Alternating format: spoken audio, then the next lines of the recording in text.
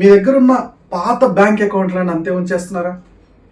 ఎగ్జాంపుల్కి కాలేజ్ డేస్లో స్కాలర్షిప్ కోసం ఒక బ్యాంక్ అకౌంట్, కొత్తగా జాబ్లో జాయిన్ అయ్యారు, దాని నుంచి ఒక బ్యాంక్ అకౌంట్ వస్తుంది, తర్వాత జాబ్లోకి మారారు, అక్కడ ఇంకో బ్యాంక్ అకౌంట్ వస్తుంది. ఇలా డిఫరెంట్ బ్యాంక్ అకౌంట్స్ ఉన్నాయి.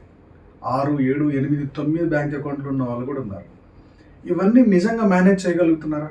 ఇప్పుడు శాలరీ పడుతుంది ఒకటి, ఎఫ్డి చేసుకోవడానికి ఒకటి సరిపోతుంది కదా, లేదు ఇంకొకటి ఇన్వెస్ట్మెంట్ కోసం.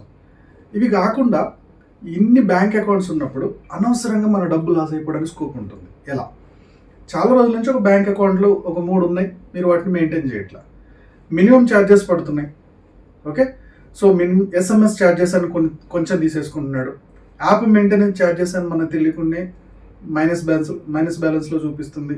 గవర్నమెంట్ ఆర్బీఐ కొన్ని రూల్స్ ఇచ్చింది, తిరిగి ఇంకా మెయింటైన్ అవుతున్న ప్రాబ్లమ్స్ ఉన్నాయి. ఇది కాకుండా వాళ్ళ పాస్బుక్ అని, చెక్ బుక్ అని, ఏటీఎం కార్డ్ ఛార్జెస్ అని, ఇవన్నీ కూడా అందులో పడుతున్నాయి. తీరా చూసుకుంటే దాదాపు ఒక సంవత్సరానికి వచ్చేవరకు 500 నుంచి 900 దాకా ఈ డబ్బులు అనవసరంగా పోతున్నాయి. ఓకే, ఇదొక ప్రాబ్లం. అయితే రెండో ప్రాబ్లం, వాడకుండా ఉన్న ఈ బ్యాంక్ అకౌంట్లని నెమ్మదిగా హ్యాక్ చేసేస్తున్నారు.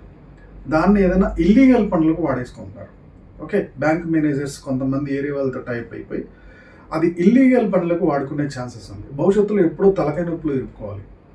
సో ఆ ప్రాబ్లం నుంచి బయటపడే లోపు అది మంది కాదు, అదేదో హ్యాక్ జరిగిందని తెలుసుకునే లోపు ఒక మెంటల్ టార్చర్ అయితే ఉంటుంది.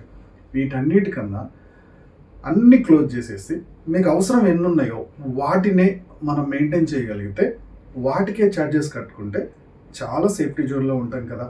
ఎందుకు మన డబ్బులు దండగ చేసుకోవాలి? ఎందుకు తలకాయ నొప్పులు ఇరుక్కోవాలి? ఒక్కసారి ఆలోచించండి.